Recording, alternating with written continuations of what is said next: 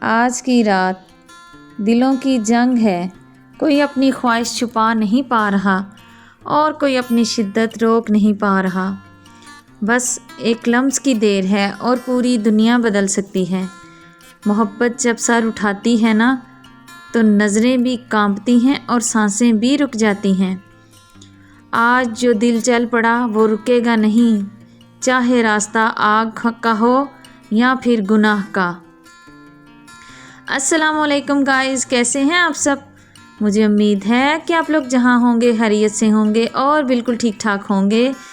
تو چلیں جی، آج کی آتشیش کی ایپیسوڈ نمبر 43 سٹارٹ کرتے ہیں۔ یہ رات خاموش نہیں، پوری آگ ہے، پوری شدت ہے۔ یہ رات خاموش نہیں، پوری آگ ہے، پوری شدت ہے۔ دل جہاں جھکے وہیں فیصلہ، وہی سچ اور وہی قسمت ہے۔ ہاں، پہنچا دیا میرا پیغام اسے؟ وہ اسے اپنے پاس بلاتے پوچھنے لگا تھا۔ جی سر، پہنچا دیا، وہ مؤدبانہ انداز میں کھڑا سر جھکائے بتا رہا تھا۔ کیسے پہنچایا اسے یہ پیغام؟ وہ صوفے پر پیچھے ٹیک لگائے پوچھنے لگا تھا۔ سر، اس کی بیوی اور میم کی بہن کے ذریعے۔ اس جواب پر وہ ایک جھٹکے سے اٹھتے کھڑا ہوا تھا، آنکھیں پل میں لال انگارہ ہوئی تھیں۔ کیا؟ وہ دھاڑتے ہوئے بولا تو وہ لرز کر رہ گیا۔ وہ کیا؟ مینشن کی در و دیوار لرز گئیں۔ کیا کہا تم نے؟ ایک بار پھر سے کہو۔ وہ اس کے قریب آتے اس کا گریبان پکڑتے دھاڑتے ہوئے پوچھنے لگا تھا۔ وہ سر، میم کی سسٹر کو وہ ویڈیو سینڈ کر دی تھی۔ مجھے پتہ چلا تھا کہ میم کی سسٹر چھوٹے خان کی بیوی ہے۔ اس کے باقی کے الفاظ اس نے تھپڑ مارتے روکے تھے۔ اسے کسی اور کی بیوی کہنا مطلب اس بگڑے ہوئے رئیس زادے کو جلتے انگاروں پر جلانے جیسا تھا۔ سر، وہ منہ پر ہاتھ رکھتے نم آنکھوں سے اسے سوالیہ نظروں سے دیکھنے لگا۔ تھپڑ اتنا شدید تھا کہ اس کا ہونٹ تک پھٹ گیا تھا اور گال پر نشان جیسے خون چھلکنے لگا تھا۔ اس کے گال اور ہونٹوں سے خون اور اس کی آنکھوں میں خون۔ تمہیں کس نے اجازت دی تھی کہ اسے تکلیف دو؟ وہ اسے گریبان سے جھکڑے اس کے کان کے قریب گرا کر بولا تو اسے لگا جیسے اس کے کان میں کسی نے دہکتے انگارے ڈال دیے ہوں۔ بولو، جواب دو، کس کی اجازت سے تم نے یہ گناہ کیا؟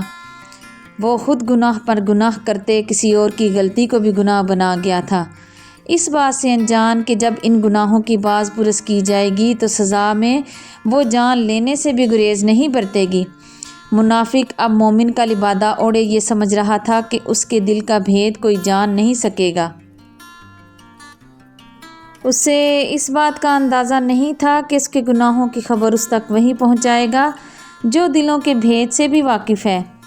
ہاں، وہ زمین پر وسیلہ کسی اور کو بنا کر بھیجے گا، لیکن بھیجے گا ضرور، اور پھر جب اس کے اعمال نامے کو کھول کر اس سے باز پرس کی جائے گی تو پھر شاید یہ اگلا سانس بھی نہیں لے پائے گا۔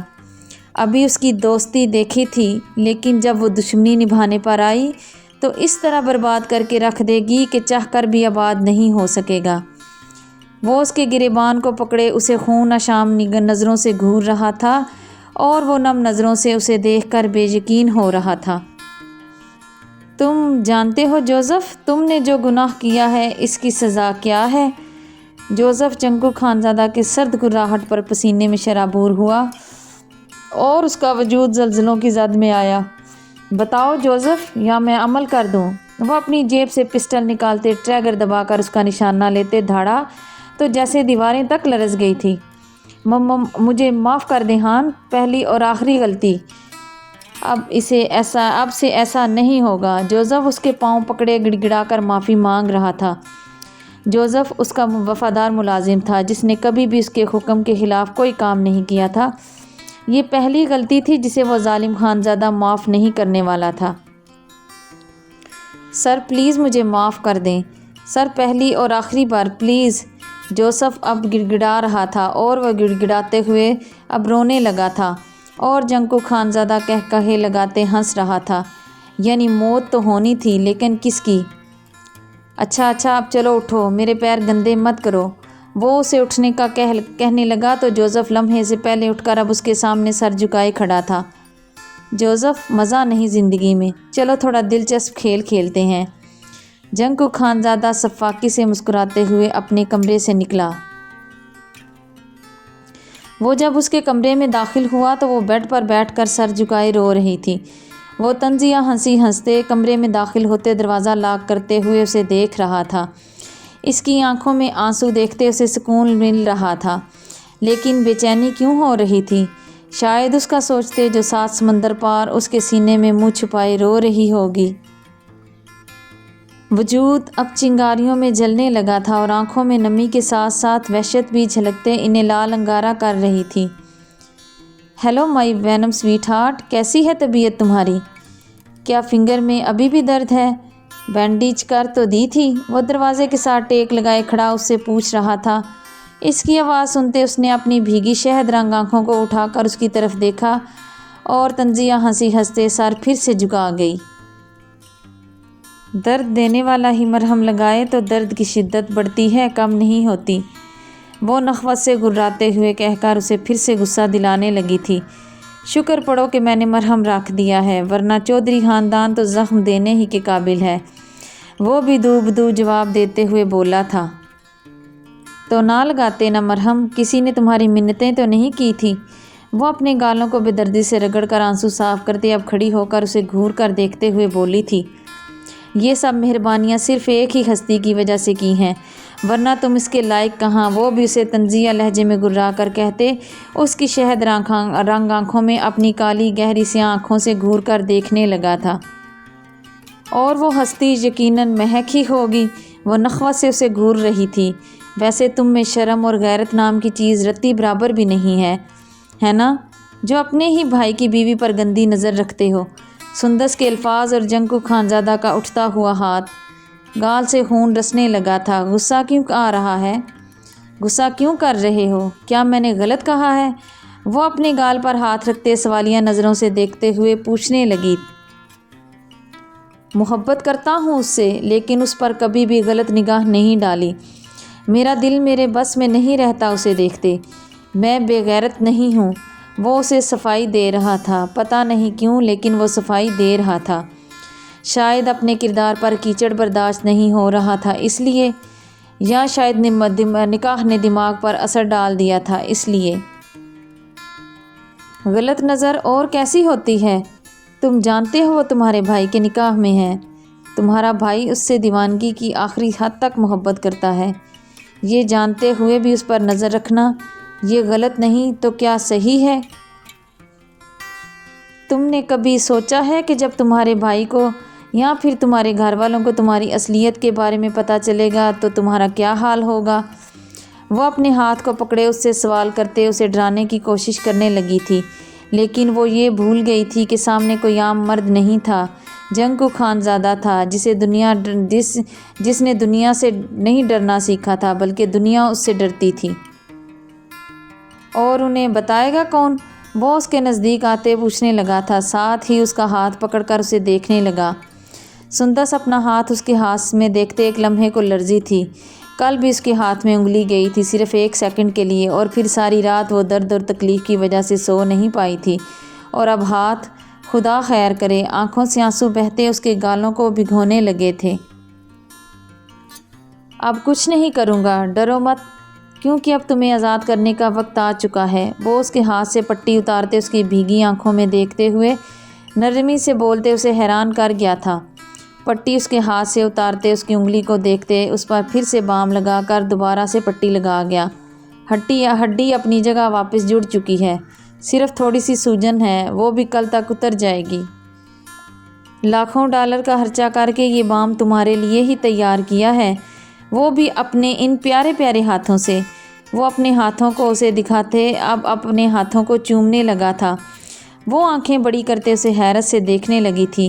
سچ کہہ رہا ہوں، میں میڈیسن پڑھ رہا ہوں، اور میرے IQ لیول کا تو تمہارے اس لاڈلے جیجو کو نہیں پتہ، تو تمہیں چند دن میں کیسے جان سکتی ہو یہ سب؟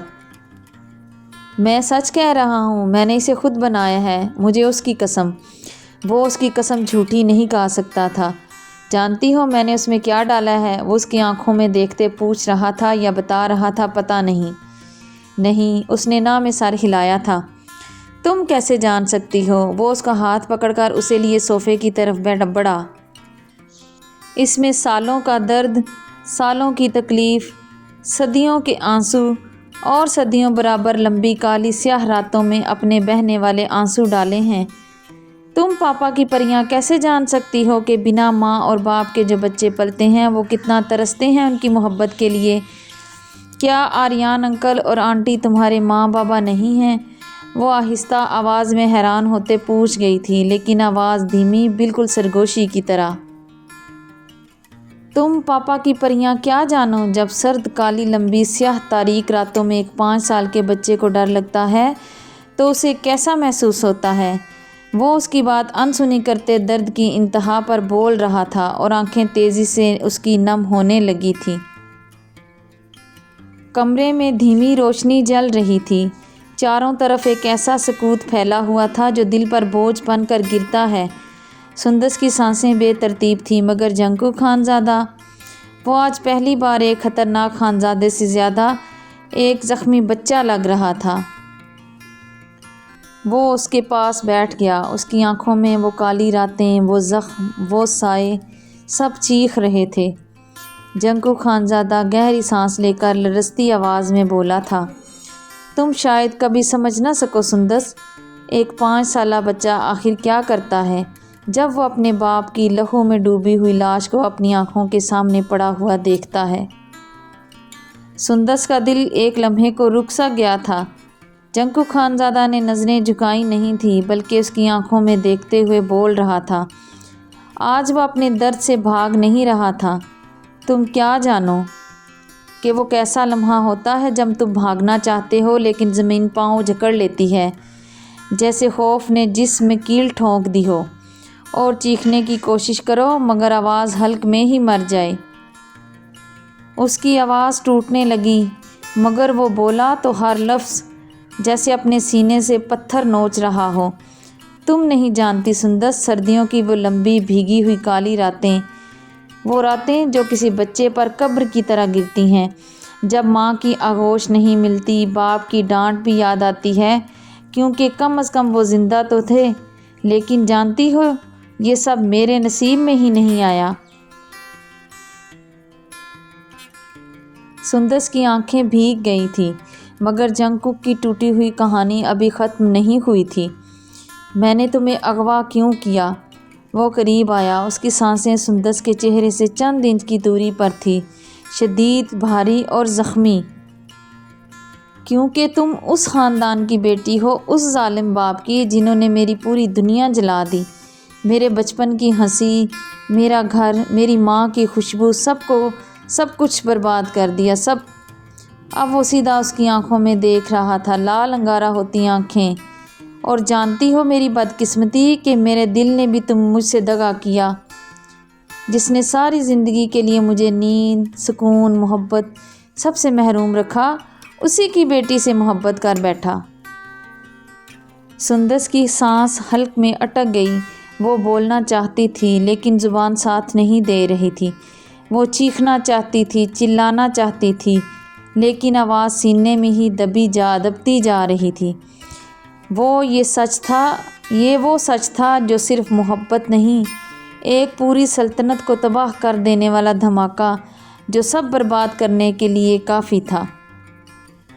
جنکو خانزادہ لڑکھڑاتی آواز میں بولا، میری بدقسمتی یہ نہیں کہ میں تنہا ہوں، میری بدقسمتی یہ بھی نہیں کہ میں ٹوٹا ہوا ہوں، اور نہ ہی میری بدقسمتی کچھ اور ہے، بلکہ میری بدقسمتی یہ ہے کہ میں اس لڑکی سے محبت کر بیٹھا جس پر میرا کوئی حق نہیں، جس پر کبھی حق ہو بھی نہیں سکتا، اور جسے چاہنا بھی گناہ ہے، سزا ہے اور بربادی کے سوا کچھ نہیں۔ وہ آج پہلی بار کسی کے سامنے خود کو عیاں کر رہا تھا، اور وہ بھی اس کے سامنے جس سے وہ سب سے زیادہ نفرت کرتا تھا۔ آخر وہ بھی تو آلیان چودھری کی بیٹی ہی تھی نا، تو پھر کیوں؟ وہ آج اپنے زخم کھول کر اس کے سامنے رکھ رہا تھا، اور وہ زخمی نگاہوں سے اسے دیکھ رہا تھا، اور وہ غصے اور نخوت سے اسے گھور کر دیکھ رہی تھی۔ اگر مہک سے محبت تھی اور بابا سے نفرت، تو بدلہ بھی انہی سے لیتے نا۔ مجھے کیوں برباد کیا؟ میری زندگی کیوں تباہ کی مجھ سے؟ وہ اس کے نزدیک جاتے اس کا گریبان پکڑتے چلا کر پوچھنے لگی تھی، وہ مہک چودھری نہیں تھی جو اپنوں کی خاطر خود کی قربانی دیتی، وہ سندس چودھری تھی جس کے لیے اپنا وجود، اپنا آپ سب سے پہلے تھا۔ اس کے اندر نفرت کی چنگاری جنم لے چکی تھی اور یہ پہلی دفعہ تھا کہ اسے مہک پر غصہ آ رہا تھا۔ تمہیں تکلیف دوں گا تو درد انہیں ہوگا نا، اور وہ تڑپتے ہوئے اپنی شادی، اپنی رخصتی بھلائے تمہیں بچانے کی تگ و دو میں لگ جائے گی، اور تمہارا باپ بھی تمہیں اس حالت میں دیکھ کر اسی طرح راتوں کو ڈر کے سائے میں تڑپے گا جیسے میں تڑپتا ہوں۔ وہ اسے گھورتے ہوئے گھرا کے کہتے اس کے کانوں میں سور پھونکنے کے ساتھ ساتھ کمینی ہنسی ہنسنے لگا تھا۔ چلو اب جلدی سے چادر اوڑھو، باہر چلیں، کچھ مزے کی گیم کھیلنے چلیں، یہاں بہت بور ہو رہی ہوگی، چلو تمہیں تھوڑا انٹرٹین کر کے لاؤں۔ وہ الماری سے اس کی چادر نکالتے اسے اڑا کر اپنے حصار میں لیتے آگے بڑھنے لگا۔ مجھے تمہارے ساتھ کہیں نہیں جانا، جتنا تم نے مجھے انٹرٹین کرنا تھا کر لیا، مجھے یہ بتاؤ کہ میرے بابا جانی کا قصور کیا ہے؟ وہ اس کے حصار سے نکلنے کی کوشش کرتے ہوئے سرد لہجے میں پوچھ گئی۔ سب بتاؤں گا لیکن واپس آ کر، ابھی چلو۔ وہ اس کے جھٹپٹانے پر اپنا حصار مضبوط کرتے بولتے آنکھ ونک کر گیا۔ میں نے کہا نا مجھے تم جیسے وحشی درندے کے ساتھ کہیں نہیں جانا جسے کسی رشتے کا لحاظ نہیں۔ وہ اب چلاتے ہوئے بولی، میں نے کہا نا چپ چاپ چلو، ورنہ انگلی کے بعد ہاتھ توڑنے اور جوڑنے میں مجھے بہت مزہ آئے گا، اور اس سے بھی زیادہ مزہ پتہ ہے کب آئے گا؟ وہ اب اس کی آنکھوں میں دیکھتے ہوئے بول رہا تھا اور وہ اسے سوالیہ نظروں سے دیکھ رہی تھی۔ اس وقت مزہ آئے گا جب تمہارے ٹوٹے ہوئے ہاتھ کی ویڈیو تمہارا باپ دیکھ کر تڑپے گا لیکن کچھ کر نہیں سکے گا، جس طرح تمہاری ٹوٹی ہوئی انگلی دیکھ کر وہ رات بھر تڑپتا رہا ہوگا لیکن بے بسوں کی طرح کچھ نہیں کر سکا ہوگا۔ کیا تم نے بابا جانی کو وہ ویڈیو؟ وہ ٹوٹے ہوئے لفظوں میں بولتی پھر سے اس کے گریبان کو پکڑ گئی تھی، لیکن نہ جانے کیوں وہ اس کے ہاتھوں سے اپنا گریبان چاہ کر بھی نہیں چھڑا سکتا تھا۔ آنکھوں کے سامنے لمحوں سے پہلے اس کا چہرہ آ جاتا تھا، نظروں میں عجب سی خماری اسے کسی اور ہی دنیا میں لے جاتی تھی۔ میں نے پوچھا کیا تم نے بابا کو؟ وہ چلا کر بولی تو ہوش میں آتے پل میں نظروں کا زاویہ بدلتے اسے گھورنے لگا تھا۔ تمہاری ہمت کیسے ہوئی میرے گریبان تک آؤ؟ وہ اس کا ہاتھ پکڑ کر دباؤ بڑھا گیا تھا، اسے اپنے ہاتھ ٹوٹتے ہوئے محسوس ہو رہے تھے۔ آنکھوں نے پھر سے برسات کی طرح برسنا شروع کر دیا تھا۔ اب چلو چپ چاپ، وہ اس کے کان کے قریب گراتے ہوئے کہہ کر اسے ساتھ لیے باہر نکلا۔ مینشن کے اندرونی دروازے سے باہر نکل کر وہ اسے ساتھ لیے مینشن کے پچھلے حصے کی طرف بڑھنے لگا۔ باہر کوئی گارڈ، کوئی ذی روح نظر نہیں آ رہا تھا۔ وہ حیران ہوتے ادھر ادھر دیکھتے اس کی ساتھ گھسٹتی جا رہی تھی، لیکن تھوڑا آگے جانے پر اس کی آنکھیں خوف سے پھیلی تھیں۔ سامنے اسے کچھ گارڈ سر جھکائے خوف سے کانپتے ہوئے نظر آ رہے تھے، اور ان کے سامنے وہ خون خوار درندے جو شاید درندوں سے بھی بڑھ کر تھے۔ اسلام آباد میں اس وقت صبح کے 4 بج رہے تھے۔ سردی اپنے عروج پر تھی لیکن کمرے میں چلتے ہیٹر نے کمرے کو گرم کر رکھا تھا۔ سردی کا احساس نہیں ہو رہا تھا۔ وہ اسے لیے پھر سے واپس اسی کمرے میں لا کر اسے ساتھ لیے بیڈ پر لیٹ کر اسے اپنے بازوؤں میں بھرتے اس کے بالوں کو سہلاتے اسے پھر سے سلا گیا تھا۔ لیکن ابھی تھوڑی دیر بعد اس کی فلائٹ تھی سو اسے نکلنا تھا، لیکن اس سے پہلے اسے بحفاظت چودھری ولا بھی تو چھوڑنا تھا۔ وہ رات میں اسے سلاتے ساتھ ساتھ میسج کرتے، اپنے دوستوں کو سارا معاملہ بتا کر چند ریسورسز استعمال کرتے اپنی فلائٹ کنفرم کروا چکا تھا، اور 2 گھنٹے کے بعد کی اس کی فلائٹ تھی۔ وہ ساری رات ایک پل کے لیے نہیں سو سکا تھا۔ ذہن کئی قسم کی سوچوں کی اماج کا بنا ہوا تھا۔ آخر کس کی اتنی ہمت ہو سکتی تھی کہ وہ آلیان چودھری کے بیٹی کو، اور وہ بھی پیرس جیسے ملک میں، اس طرح سے ایکسیڈنٹ کروائے اور پھر اغوا کر لے؟ سوال ہزاروں تھے لیکن جواب ندارت۔ وہ اپنے لیپ ٹاپ پر اس ویڈیو کو ہر پہلو سے دیکھنا چاہتا تھا، لیکن اس کی مسز خان پھر سے پریشان ہو جاتی۔ پہلے ہی بڑی مشکل سے اسے تھوڑی بہت تسلی دے کر چپ کروایا تھا، کچھ سچ کچھ جھوٹ ملا کر۔ اگر اب وہ یہ سب کرتا تو وہ پھر سے رونے لگ جاتی، جس کے آنسو اس سے سوچنے سمجھنے کی صلاحیت چھین لیتے تھے۔ وہ صبح جہاز میں بیٹھ کر ان سب پہلوؤں پر پھر سے غور کرنے کا ارادہ کرتے اس کی طرف متوجہ ہوا تھا۔ وہ اپنے سر کے نیچے ہاتھ رکھتے اس کے چہرے کو دیکھے ہی جا رہا تھا، جو سوتے ہوئے بھی اس کے حواس چھیننے کا ہنر رکھتی تھی۔ وہ اس کے چہرے پر آتے بال اس کے کان کے پیچھے اڑستے اس کے گلابی گالوں پر لب رکھ گیا، جن پر آنسوؤں کے مٹے نشان ابھی بھی باقی تھے۔ اسے یہ نشان اب زہر لگ رہے تھے۔ مسز ہان، فلائٹ کا ٹائم ہونے والا ہے، اٹھ جائیں، مجھے نکلنے سے پہلے بہت زیادہ انرجی چاہیے۔ وہ اس کے گال چومتے، اس کے کان میں گمبھیر سرگوشی کرتے اس کے کان کی لو کو ہونٹوں سے چھونے لگا تھا، اور وہ اس کے سینے میں پھر سے منہ چھپا کر چھوٹی چھوٹی سانسیں لیتی اس کے سینے میں گھستی جا رہی تھی۔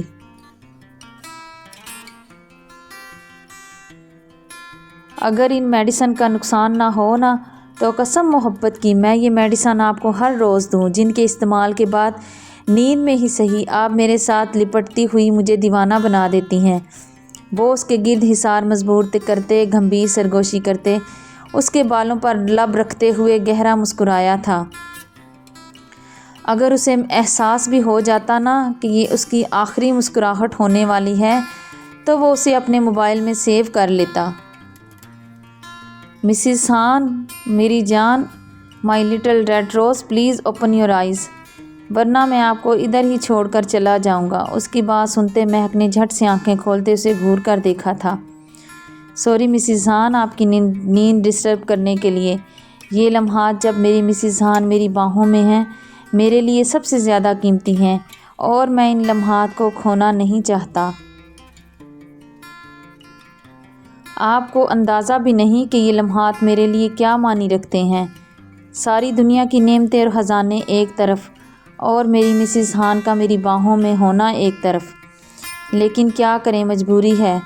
میں نے کل ہی اپنے دوستوں کے ساتھ اس بات پر جھگڑا کیا تھا کہ سب برداشت ہے لیکن جدائی نہیں، لیکن شاید ابھی چند دن کی جدائی اور نصیب میں لکھی گئی ہے۔ وہ اس کے بالوں کو سہلاتے بول رہا تھا، لیکن لہجے میں صدیوں کی تھکان سمٹ آئی تھی۔ اپنی محبت سے ایک لمحے کی بھی جدائی یا پھر ایک قدم کی بھی دوری انسان کو صدیوں کی تھکان دے جاتی ہے، سو وہ بھی ابھی سے تھکنے لگا تھا۔ اگر یہ جدائی، یہ دوری سالوں پر محیط ہو گئی تو پھر کیا ہونا تھا اس خانزادے کے ساتھ؟ وہ اس کے سینے میں منہ چھپائے سوچ رہی تھی۔ مسز ہان، مما بابا پوچھیں گے تو کیا بتائیں گے انہیں؟ اب کی بار وہ اٹھ کر بیٹھی اور سر اپنے دونوں ہاتھوں سے تھام گئی۔ معاملہ بہت سنگین تھا۔ وہ تو سچ شکر کہ شادی میں رشتہ داروں کو نہیں بلایا تھا، ورنہ تو معاملات سنبھالنے مشکل ہو جاتے۔ انہیں تو میں سمجھا ہی لوں گی، لیکن ہم دا جان کو کیا کہیں گے؟ اور جو اتنے مہمان یہاں موجود ہیں انہیں جو پہلے ہی پتہ نہیں کہ کیسے خاموش ہیں۔ مہک نے اپنے ماں باپ کے بارے میں اسے تسلی دیتے ساتھ ساتھ یہ بھی بتایا کہ وہاں تو خیر صرف گھر کے افراد ہیں جنہیں سمجھانا مشکل نہیں، لیکن یہاں موجود مہمان جو تاحیاں خانزادہ کے سب رشتہ دار تھے اور جو پہلے ہی کانوں میں سرگوشیاں کرتے پھر رہے تھے، انہیں کیسے سمجھایا جائے گا؟ ایسے رشتہ داروں کو سمجھانا مشکل ہوتا ہے جن کے ہاتھوں میں سنگلاخ پتھر ہوں اور وہ یہ سوچ رہے ہوں کہ کب انہیں موقع ملے اور وہ کب ان پتھروں سے انہیں لہو لہان کریں۔ وہ تھوڑا پریشان تو ہوا تھا، لیکن کچھ سوچتے وہ پرسکون بھی ہو چکا تھا۔ بھاڑ میں جائیں ایسے رشتے اور رشتہ دار جو آپ کے جذبات اور آپ کی پریشانی کو سمجھ نہ سکیں۔ انہیں دا جان سنبھال لیں گے، اور کس نے سنبھالنا ہے؟ وہ ان کے رشتہ دار ہیں، کون سا میرے؟ وہ چل انداز میں کہتے اٹھ کر بیٹھا اور اپنی باہیں پھیلا دیں۔ چلیں اب جلدی سے آئیں اور مجھے اتنی انرجی دیں کہ میں بآسانی وہاں آپ کے بغیر چند دن گزار لوں۔ وہ گمبھیر لہجے میں بولا تو وہ اس کے بازوؤں میں آن سمائی۔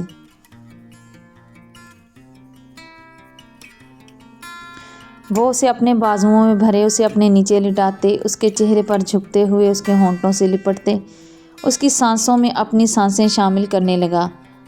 وہ دونوں ایک دوسرے کے ساتھ چند لمحات ایک دوسرے میں گم ہوتے گزارنے لگے تھے، لیکن تاحیاں خانزادہ نے اس کے بعد کبھی بھی اپنی حدوں کو نہیں پھلانگا تھا۔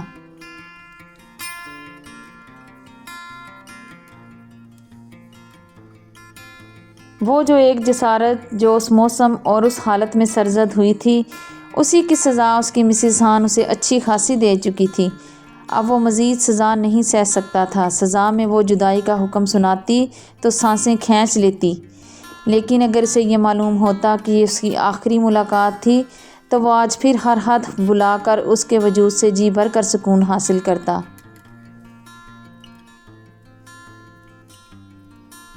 دیکھو ابیحا، تم پریشان ہو کر مجھے بھی پریشان کر رہی ہو۔ اگر تم نے رونا بند نہیں کیا تو میں تمہیں اسی حالت میں روتا چھوڑ کر نہیں جا سکوں گا۔ شارب اور ابیحا اس وقت ایئرپورٹ پر موجود تھے۔ تھوڑی دیر میں پیرس جانے والی فلائٹ روانہ ہونے والی تھی، جس کی اناؤنسمنٹ بھی ہو چکی تھی، لیکن ابیحا اس کے سینے سے لگی پھوٹ پھوٹ کر رو رہی تھی۔ رات میں سے تاہیانگ خانزادہ کی طرف سے ویڈیو موصول ہوئی تھی اور ساتھ میں پیرس پہنچنے کا آرڈر بھی، جسے دیکھتے شارب اب حقیقت میں بہت پریشان ہوا تھا۔ جو دیکھ چکا تھا وہ ناقابل یقین تھا اور جو سن چکا تھا وہ حیران کن۔ جو شکوک و شبہات بظاہر نظر آ رہے تھے، دعا تھی کہ ویسا نہ ہوا ہو، لیکن دعائیں کبھی کبھی رد بھی ہو جایا کرتی ہیں۔ وہ اسے اپنے بازوؤں میں بھرے اسے تسلی دیتے اس کے بالوں پر لب رکھ رہا تھا، لیکن ابیحا کی ہچکیاں بڑھتی ہی جا رہی تھیں۔ اتنے میں فائنل اناؤنسمنٹ کی گئی تو شارب اس کے چہرے کو دونوں ہاتھوں میں لیتے اس کے ہونٹوں پر ہونٹ رکھتے اس کے رونے میں بریک لگا گیا، اور وہ جو بہت برے طریقے سے روتے ہوئے پینک ہو رہی تھی، شارب کی اس حرکت پر وہ اسٹل ہوئی تھی۔ ایئرپورٹ پر سب کے درمیان وہ اس کے ہونٹوں سے لپٹا اس کی سانسیں چرا رہا تھا، اور آس پاس سے گزرتے لوگ انہیں مسکراتے ہوئے دیکھ رہے تھے۔ ابراڈ میں یہ عام بات تھی، سو کسی نے برا بھلا نہیں کہا تھا، لیکن جن کا تعلق مشرقی ممالک جیسے کہ پاکستان وغیرہ سے تھا، جہاں بیوی کو آپ مار اور بے عزت تو سب کے سامنے کر سکتے ہیں، لیکن محبت وہ کبھی نہیں، اس سے لوگ برا مان جاتے ہیں۔ کیسا معاشرہ ہے ہمارا!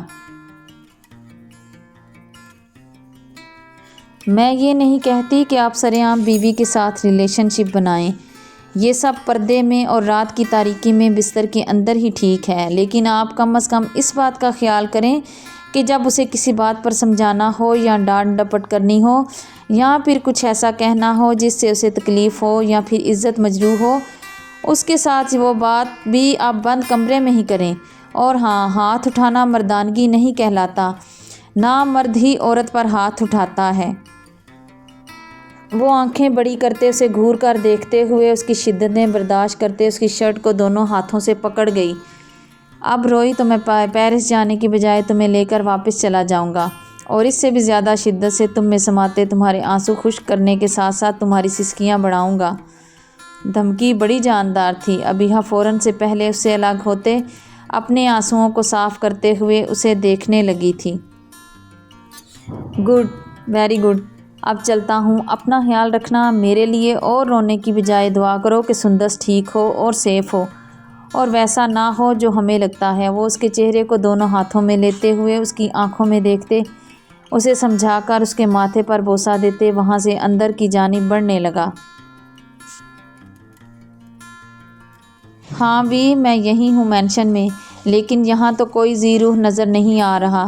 میں نے مینشن کا کونا کونا چھان مارا ہے، لیکن مجھے وہاں کچھ نہیں ملا، اور تیرے کہنے کے مطابق میں نے ہڈن کیمرے بھی نصب کر دیے ہیں۔ زاویار شاہ اسے میسج پر سب بتا رہا تھا، اور یہ سب پڑھتے اس نے سکون کی سانس اندر کھینچی تھی۔ بھائی پر قائم یقین اور بھی پختہ ہوا تھا، لیکن ساتھ میں پریشانی بھی ہوئی تھی۔ اگر وہ نہیں تو پھر کون؟